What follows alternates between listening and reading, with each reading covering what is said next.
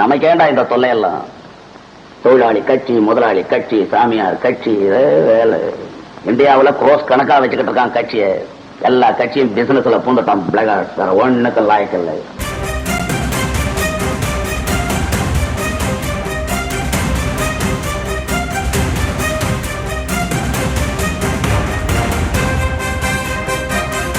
அண்மை செய்தியை பார்த்து வருகிறோம்.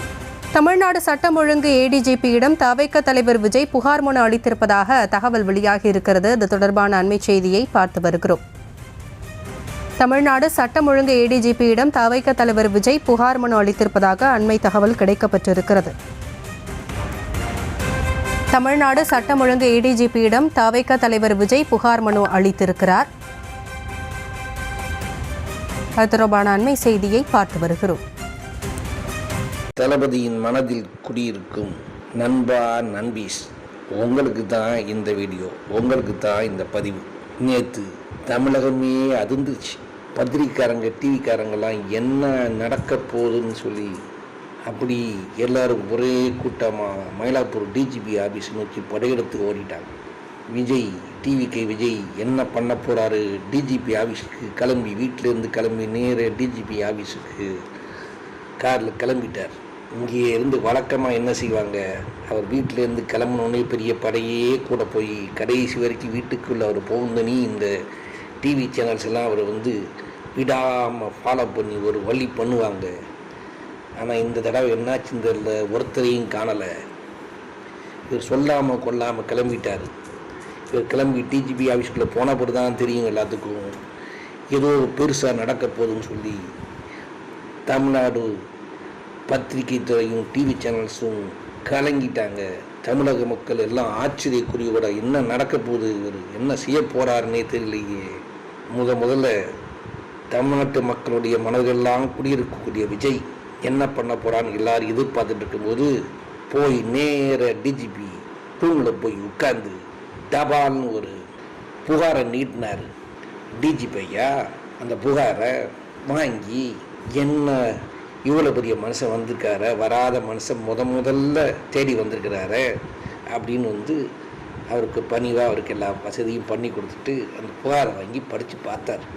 தமிழக மக்கள் என்ன நினச்சாங்க, இவர் ஏதோ பெருசாக பண்ண போகிறாரு, போதை மருந்தெல்லாம் விற்கிறாங்களே அவங்களோட தொடர்புக்கு இருக்கக்கூடிய அரசியல்வாதிகள் எல்லாம் உடனே பிடிச்சி உள்ளே போடுங்க, இல்லாட்டா உங்கள் ஆஃபீஸு விட்டு போக மாட்டேன், உங்கள் வாசல்லையே நான் உட்காந்து போராட போகிறேன்னு ஒரு வேளை எழுதி கெடுத்துட்டாரோ அப்படின்னு நினச்சி திகைச்சு போயிட்டாங்க. ஒருவேளை வரிசையாக தமிழ்நாட்டில் பெண்கள் மேலே ஏகப்பட்ட வன்கொடுமைகள், பாலியல் வன்கொடுமைகள், கொள்ளைகள் நடந்துட்டுருக்கு. இதை எதிர்த்து இவங்களை காப்பாற்றுறதுக்கு இவங்கெல்லாம் இதில் சம்மந்தப்பட்டிருக்காங்க. பெரிய பெரிய மனுஷங்கள்லாம் பேரை சொல்லி அவங்கள உடனே அரெஸ்ட் பண்ணுங்க அப்படின்னு சொல்லி இவர் கேட்க போகிறாருன்னு சொல்லி டிவி சேனல்லாம் பயந்து போயிட்டாங்க. சரி, இவர் என்ன தான் கேட்க போகிறாரு? இல்லை, ஒருவேளை இந்த கரூர் சம்பவத்துக்கு காரணமே செந்தில் பாலாஜி தான், அவரை அரெஸ்ட் பண்ணி உள்ள வைங்க, அது வரைக்கும் உங்கள் ஆஃபீஸை விட்டு வெளியே போக மாட்டேன்னா ஆஃபீஸ் வாசல்லே உட்காந்து உண்ணாவிரத போராட்டம் ஆரம்பிக்க போகிறேன்னு இவர் சொல்லிக்கிட்டு வரோன்னு சொல்லி பாலாஜி குரூப்லாம் பயந்து போயிட்டாங்க. டிஜிபி அந்த பேப்பரை படித்து பார்த்தாரு, விஜயை நிமிந்து பார்த்தாரு, புகாரை திரும்ப பார்த்தாரு, விஜயை திரும்ப பார்த்தாரு. யாருங்க இந்த பொன்ராஜின்னு டிஜிபி கேட்டாங்க. ஏன்னா அந்த பொன்ராஜ் யாருன்னு டிஜிபிக்கு தெரியல, தமிழ்நாட்டு மக்களுக்கும் தெரியல, யாருக்குமே தெரியல. அவர் யாருன்னா ஒரு புள்ளப்பூச்சி, ஒரு ஓரமாக அப்பப்போ இந்த சோசியல் மீடியாவில் யூடியூப்பில் வந்துட்டு போகிறவர், அப்பப்போ ஏதாவது டிவி சேனல் விவாத மொழியில் அறிவுபூர்வமாக ஏதாவது பேசுறேன்னு சொல்லிட்டு ஏதாவது குழப்பி விட்டுட்டு போகிறவர். இப்போ அந்த பிள்ளைப்பூச்சிக்கு அடிக்கிறதுக்கு பாலை தூக்கிட்டு வந்துட்டார் நம்ம விஜய். எவ்வளோ பெரிய இதில் புலியில் நடிச்சிருக்கிறாரு, எலியில் நடித்த வடிவேலு மாதிரி வந்துட்டார். புலியாக தான் வருவார்னு தான் நம்ம எல்லாரும் எதிர்பார்த்துட்ருக்குறோம். அப்படி தானே வரணும்னு சொல்லி தமிழக மக்களே காத்துட்ருக்குறாங்க. ஆனால் இவர் எலி படத்து நம்ம வடிவேல் ஐயா மாதிரி பொன்ராஜ் மேலே கம்ப்ளைண்ட் கொடுத்து உடனே நடவடிக்கை எடுக்குன்னு கேட்டார். சரிங்க, உடனே நடவடிக்கை எடுக்கிறோம், அப்படின்னு சொல்லிட்டு புகார் எடுத்து வாங்கி வச்சுக்கிட்டு இவர் வழியை பிடிச்சி வச்சுக்கிட்டாரு டிஜிபி. இப்போ என்ன பிரச்சனைனா, தமிழ்நாட்டு மக்களுக்கு இவருக்கு தானே ஓட்டு போடுறதுன்னு தமிழ்நாட்டு மக்கள் எல்லாமே முடிவு பண்ணி வெயிட்டிங்கில் இருக்கிறாங்க. அப்படி தானே டிவி கேட்குறாங்க, எல்லாரும் பேசிக்கிறாங்க. ஆதவர்ச்சினிலேருந்து ஐயா புஷ்யானத்துலேருந்து செங்கோட்டையிலேருந்து நம்ம ராஜ்பவன் ஐயாவிலேருந்து எல்லாரும் அதுக்கு தானே ஜான ஆரோக்கியசாமி வேலை செய்கிறாரு, அதுக்கு தானே விஷ்ணு ரெட்டி வேலை செய்கிறாரு. எவர் வேறு அங்கே எங்கே அவருக்காக வேலை செஞ்சுட்டு இருக்கிறாங்க. மக்களோ எப்போ எலெக்ஷன் வரும், விஜய்க்கு உடனே டபக்குன்னு போய் ஓட்டு போட்டார் மீட்டிங்கில் இருக்கும்போது இவர் இப்படி ஒரு கம்ப்ளைண்ட் கொடுத்தோன்னே எல்லாரும் அரண்டு போயிட்டாங்க. ஆமாம், இவர் கம்ப்ளைண்ட் கொடுக்கும்போதே இது மாதிரி ஒரு புள்ளக்குச்சி மேலே கம்ப்ளைண்ட் கொடுத்தாருன்னா இவருக்கு ஓட்டு போட்டு ஆட்சியில் வந்தால் அப்போ ஆக்ஷன் எடுக்கிறதுக்கு யார் மேலே ஆக்ஷன் எடுப்பார்?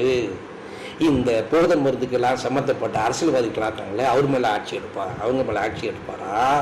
இல்லை இது மாதிரி யாராவது ஒரு சாதாரண இது மாதிரி யூடியூப்லேயும் இவங்க மேலேயும் போய் அவங்க மேலே பழகி போட்டு அவங்க மேலே ஆக்ஷன் எடுத்துருவாரா? இல்லை இது மாதிரி கரூர் கொலைக்கு சம்பந்தமானப்பட்டவங்கன்னு சொல்லி பெரிய அரசியல்வாதி மேலே ஆக்ஷன் எடுப்பாரா? இல்லை இதே மாதிரி யாராவது ஒரு பிள்ளைப்பூச்சியை பிடிச்சி அவங்க மேலே ஆக்ஷன் எடுத்துருவாரா?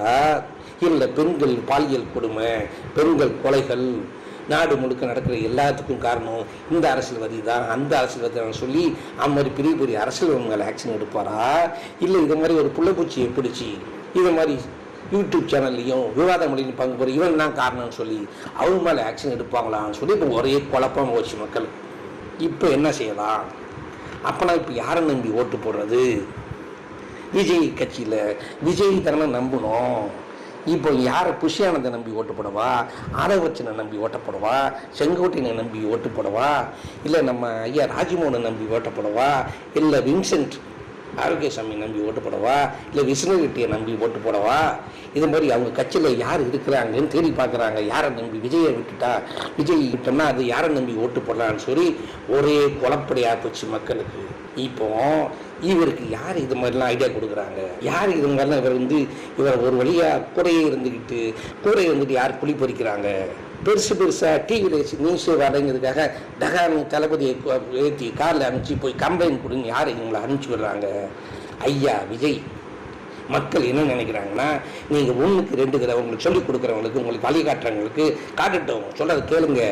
ஆனால் அதுக்கு முன்னாடி நீங்கள் அதை சொல்கிறத செயல்படுத்துறதுக்கு முன்னாடி 4 பேர்கிட்ட உங்களுக்கு இன்னொரு 2-3 பேரை வச்சுக்கிட்டு அவங்ககிட்ட கேட்டுட்டு செயல்பட்டால் நல்லாயிருக்கும். ஏன்னா ஒட்டுமொத்த தமிழக மக்களும் உங்களையே நம்பிட்டு உட்கார்ந்துருக்குறாங்க. ஐயா ஏமாத்திராதீங்க.